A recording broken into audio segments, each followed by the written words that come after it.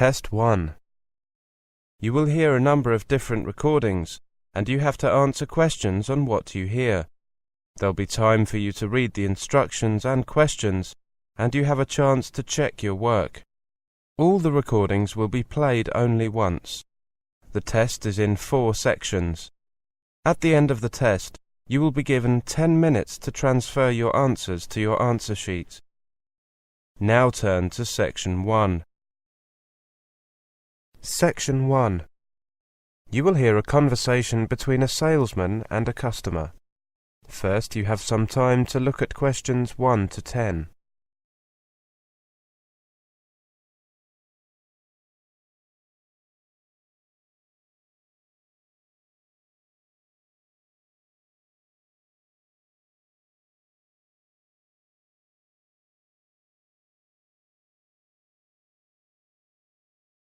Now listen carefully and answer questions 1 to 10. Good afternoon, madam. How may I help you? Good afternoon. I'd like to ship some possessions to Canada and was hoping you could answer a few of my questions. Certainly. Please take a seat. Where exactly are you going to ship the goods? To Toronto. I'm taking a job there at the end of next month. Right. We can ship your possessions by air or by sea and land. Shipping by air is faster, but is obviously more expensive. I understand. That's what I expected. If I want the things there by the 25th of next month, do I still have time to send them by sea? I'll just check the schedules. Yes, if your possessions start their journey by the 26th of this month at the latest, they'll be in Toronto by the 25th of next month. However, I would recommend that you send them earlier if possible, because there are sometimes delays due to logistics or weather conditions. Yes, of course. I was thinking of sending them on the 20th or thereabouts. That's great. There's a cargo ship leaving on the 21st. Would it be possible to send your possessions on the 19th? It can take 2 days to get the items to the port and to clear customs at this end. Yes, I guess that would be okay. In that case, your possessions should arrive on or around the 19th of next month. Though, as I said, there are sometimes delays. Is that okay for you? That's perfect. That's the very day I arrive in Canada. It could be a bit hectic, though. Anyway, I won't need my things immediately, so a short delay won't cause any problems. Don't worry. You won't be able to take delivery of your possessions that day because of customs checks. Those usually take a couple of days. Will you be packing everything yourself, or would you like us to take care of that for you? I'd prefer to have your employees do it. As you can imagine, I'm rather busy at the moment. And you'll want us to arrange delivery to your new home in Canada, rather than leaving the items at the warehouse in Toronto, right? Yes, please. I know that door-to-door delivery costs more, but it's so much more convenient. Okay then. Here's a price list. The prices include tax and insurance. As you can see, the price depends mainly on the dimensions of the crates and the number of crates rather than their weight. However, we do add an extra charge for particularly heavy items. Do you intend to ship any furniture? No, nothing like that. Just books, clothes, a few small electrical items and a few ornaments. If there are any fragile items, such as glass ornaments, I can make a note for our packers. There's no extra charge for such items. Thank you. There is a little glassware. Using plenty of bubble wrap should ensure it arrives intact. Would you recommend 3 of the smaller-sized crates or one of the very large ones? For ease of handling, we normally suggest that customers use the smaller-sized ones. The large ones appear cheaper, but if they exceed a certain weight, they incur an extra charge. We generally only use them for large, lightweight items or furniture. I see. I think that 3 of the smaller crates measuring 2 cubic meters should do the trick. Okay. In that case, the total price will be £360. Is that okay? Yes, that's fine. Thank you. Can I pay by credit card? I have Master Express. Of course. I need to take down a few details. Could I take your name, please? My given name is Deborah, Debra, and my surname is Wheeling, Whealing. And your address? 14 Hopton Close. The postcode is PT6 2JA. And the address where we should ship your possession to in Canada? 42A Lakeview Road, in the District of Victoria. Is Lakeview written as one word or two? 2. The postcode is TR123CN. Do you have a mobile phone? I do. The number's 0977 023 685. Thank you. Right then, our packers will arrive on the morning of the 19th. I'm afraid I can't give you an exact time, but it should be around 10 o'clock, depending on the traffic. Thank you. As long as they finish before 1 o'clock, I don't mind. I'll make a note of that. Right, I'll just deal with the payment. That is the end of section 1. You now have half a minute to check your answers.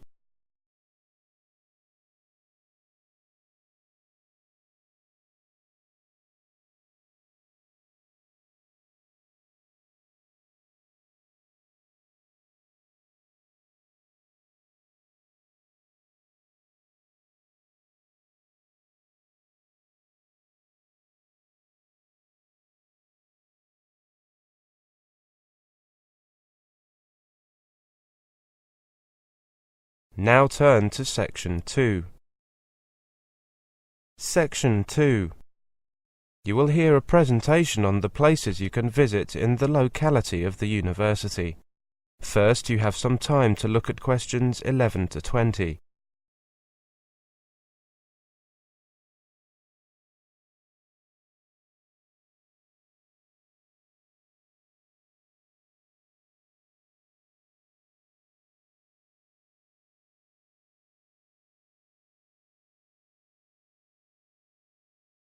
Now listen carefully and answer questions 11 to 20.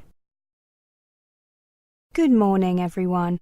I am very happy to be here to give you a brief introduction to some of the places you can visit in the locality of your university. I hope that you can take some time out from your studies to pay a visit to at least a few of them. First, I'd like to tell you about Dinosaur Isle and Fossil Walk. It's one of my favourite days out. I remember my first visit there. We were walking along a beautiful sandy beach when our paleontologist guide stops suddenly and points at a rock, perhaps 60 centimetres across. That, he says, is the cast of a dinosaur's footprint. At first I thought he was joking, but he goes on to point out the 3 vast toes and to explain that this stone was moulded in the footprint of an iguanodon some 125 million years ago. From the size of the foot, he adds, this particular herbivorous biped would have been about 8 meters long and perhaps 2.5 meters tall to the hip. This area is one of the most prolific and accessible sites in Europe for dinosaur fossils. Bits of bone are regularly found on the beaches, and the Dinosaur Isle Museum has a collection of international importance and is thoroughly family-friendly to boot. At the museum, you can walk back in time via the last ice age and the Eocene to the late Cretaceous to the heyday of the dinosaurs, to which the main hall is dedicated. The information is accessibly presented, and there is enough to satisfy even the most ardent dinophile of any age. The collection sensibly majors on the dinosaurs that once roamed this area, with full-sized reconstructions as well as fossils ranging from huge vertebrae to toothed jaws and long leg bones. Many of the specimens were found by amateur fossil hunters, including 2 families on holiday here in the 1970s, who found some bones on a beach in the southwest of the island. They turned out to belong to an iguanodon. And another completely new dinosaur, subsequently called neovenator, meaning new hunter. On my first fossil walk, a piece of dinosaur rib bone was found, and the day before, 4 dinosaur bones were discovered as well as a large prehistoric crocodile tooth. Even if you're not lucky enough to find bits of dinosaur, there are 110-million-year-old shells and fossilized wood to be collected. Our guide was not only extremely knowledgeable, but also endlessly patient, as he identified a steady stream of sandstone and flint with a few fossils thrown in. Back at the museum, there is stacks for kids to do. 3 different activity sheets and lots of interactive exhibits. The touchy-feely game was a big hit. It revealed a sauropod claw, fossilized dinosaur poo. It's great fun for the kids to make their parents feel this. And then there is the cast of a Tyrannosaurus's brain, which is remarkable for its smallness. Smells from the dinosaurs' world were much enjoyed too. Rotting corpse, pine forest, swamp, and carnivore breath. The last was particularly yucky in my opinion. An interactive map shows where the locality's 5 main dinosaurs were found, along with a second map indicating their global spread. Upstairs there is a reconstruction of the Sandown pterosaur, which was unearthed close to the museum, and its fossils, along with information about the area's own Tyrannosaurus, discovered in 1995, about half the size of T-Rex and called Eotyrannus lengi, as well as loads of dinosaur-related art activities. Unfortunately, there are currently no refreshments available on site, but there is a mini golf course next to the museum which has a cafe. The museum is fully wheelchair accessible. Let me just give you the admission details. Dinosaur Aisle and Fossil Walk are both open daily 10 a.m. to 6 p.m. April to October, and 10 a.m. to 4 p.m. November to March. Adult tickets are £4.75. Children under 15 pay £2.75. There's also a family ticket available for 2 adults and 2 children, which costs £13. Students and retirees pay £3.75. The 2-hour guided dinosaur walk is included in the ticket price. Finally, I'll let you know how to get there. Despite the name, Dinosaur Isle isn't actually an island. From the university, take bus number 30, which I believe stops right outside the main gate. Is that right? Yes. Thank you. The bus stops almost directly in front of the museum, and you can't miss that because it has a big plastic T-Rex outside. If you're going as a group of more than 8, please telephone in advance. A group discount is available if you do, but not if you arrive unannounced. The phone number is 01940 and there's a website too, www.sandowndinosaur.com.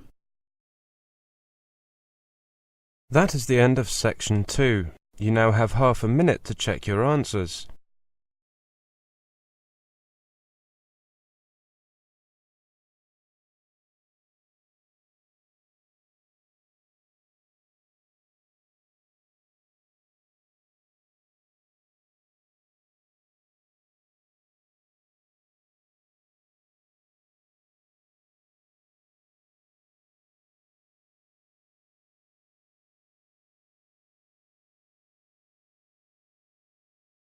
Now turn to section 3.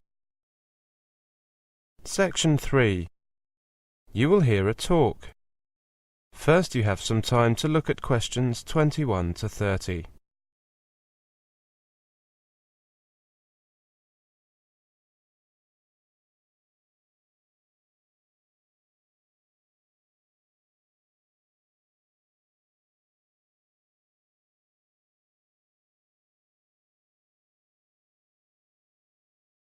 Now listen carefully and answer questions 21 to 30. Welcome to our university radio program entitled Leaping the Language Barrier. My guests today are Tony Wu, a master's student from China, Susan Hall, International Student Liaison, and Wendy Clark, head of the ESL unit here at the university. Tony, you're starting your master's degree in a few weeks, aren't you? Yes, I am. I'll be taking a master's in computing. Like many overseas students, I found the selection process tough. Making the transition from undergraduate studies to postgraduate research is hard enough for a native speaker. But my lack of fluency in English was a bigger hurdle, so I decided to take a pre-master's course. Susan, are these courses popular? Not at the moment, but each year over 100,000 overseas students apply to study for a postgraduate degree in this country. Many of these students, like Tony, need to work on their English to get the maximum benefit from their time here. Paying full fees, these students represent a significant source of income for the universities. As a result, a growing number of universities and private colleges are offering foundation or pre-master's courses. The pre-master's courses are designed to bridge the gap between undergraduate studies and a postgraduate degree taught in English. That's right. I won my place on the master's course after attending a 9-month pre-master's program at the International Foundation College, a private language and study skills school approved by universities in this country. Wendy, you're an ESL professional. How useful are these courses? Very useful indeed. As Susan said, many students come here with some English, but not really enough to take full advantage of having an education in an English-speaking country. Pre-master's courses bring language proficiency up to a more acceptable level. Students develop language skills through classroom interaction and by being part of the wider community, living among native English speakers. Tony, how successful were the other students on your course? The IFC pre-master's course started in January with 28 students, all from China. All but 5 gained places on university master's courses. The IFC was very happy with the success rate. Wendy, Tony didn't do his course here, but this university does have a pre-master's course, doesn't it? Yes, it does. In this country, at least a dozen universities now run courses specially designed to cater for the needs of students from overseas regions, particularly Russia, Japan, China, East and South Asia. On top of that, private colleges are starting to enter the market, although most stick to what they do best, improving students' English language test scores. Last year, we prepared 80 foreign students, mostly from China, Southeast Asia, Iran, and the former Soviet republics, for master's degrees at universities in this country. Studied over an academic year, the course is demanding.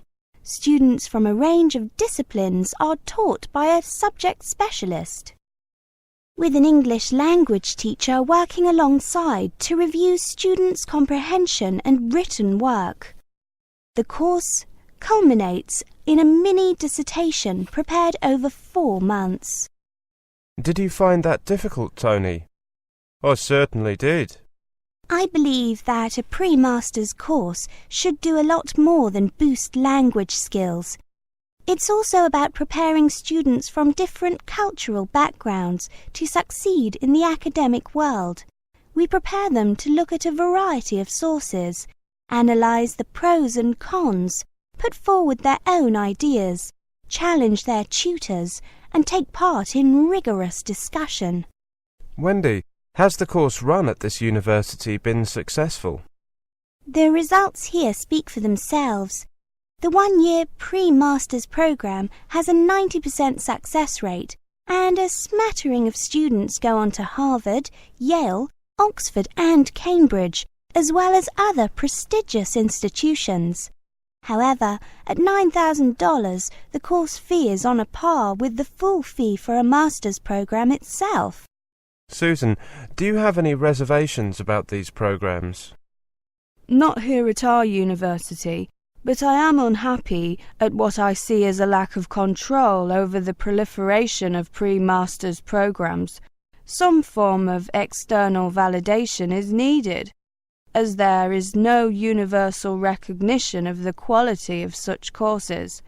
There is a benchmark system for access to higher education courses for domestic students, but so far there is no nationwide benchmark for foundation courses for international students. Thank you all very much. Next week I'll be talking to... That is the end of section 3. You now have half a minute to check your answers.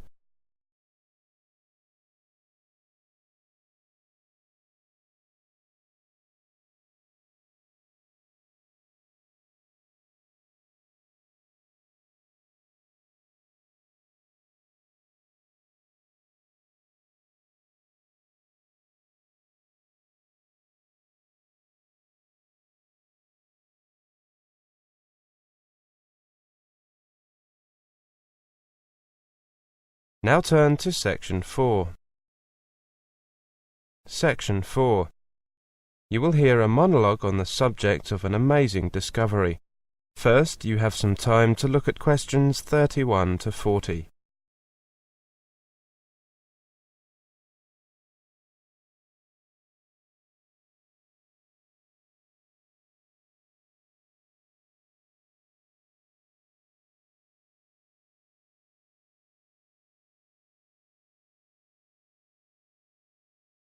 Now listen carefully and answer questions 31 to 40. Welcome everybody. My name is Derek Fisher and I'll be taking you through this talk on a truly amazing discovery made by my team of researchers last year. As I'm sure you know, we discovered Tiktaalik rosea, a so-called missing link in the evolutionary process, a fish that walked on land.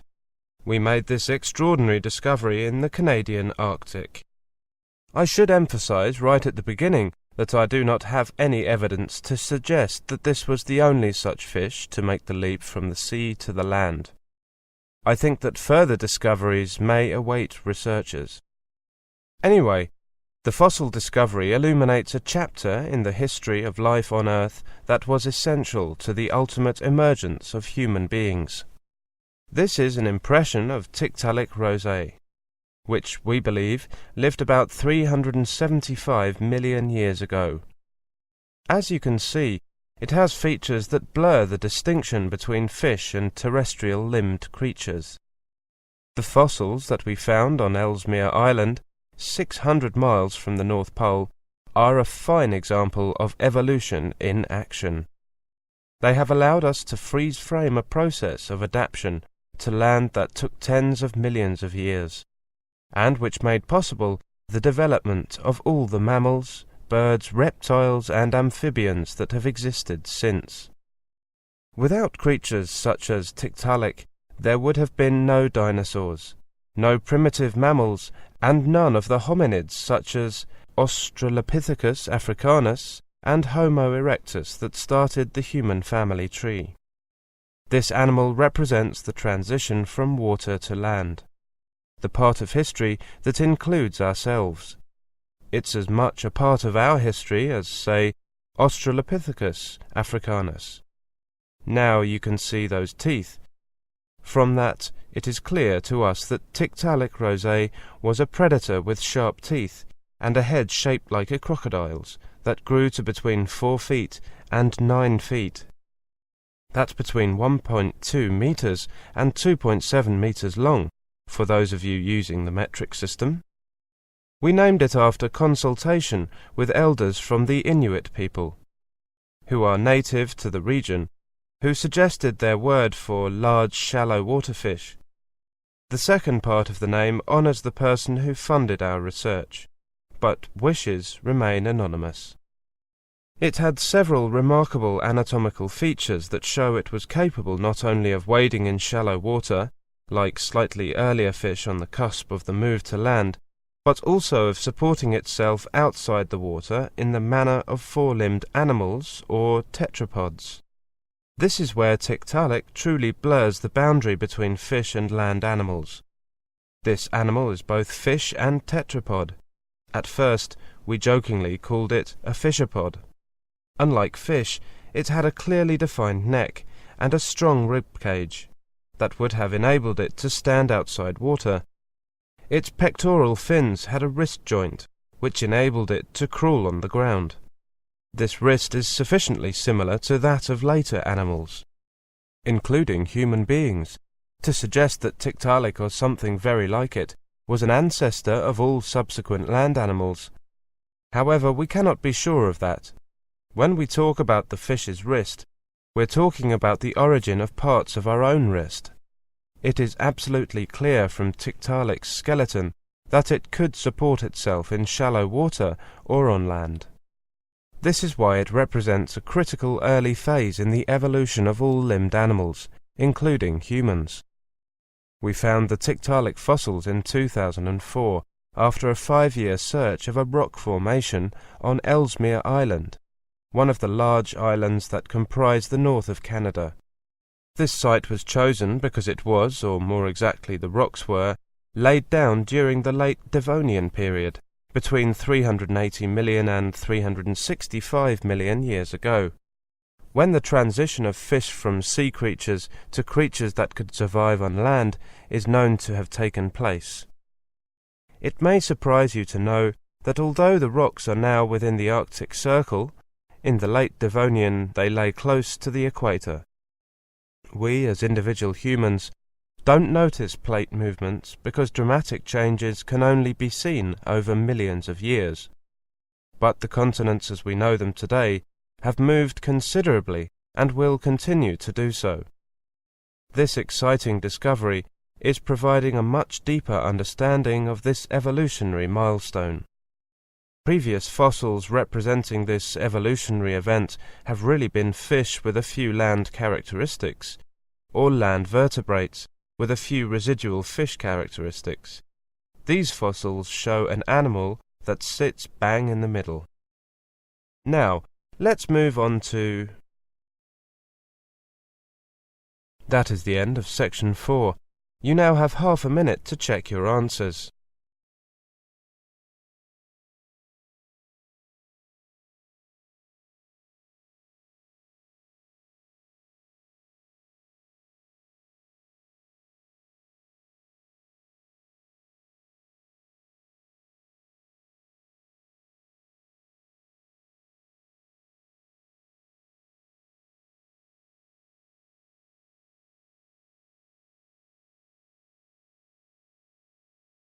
That is the end of the listening test, the Ielts test.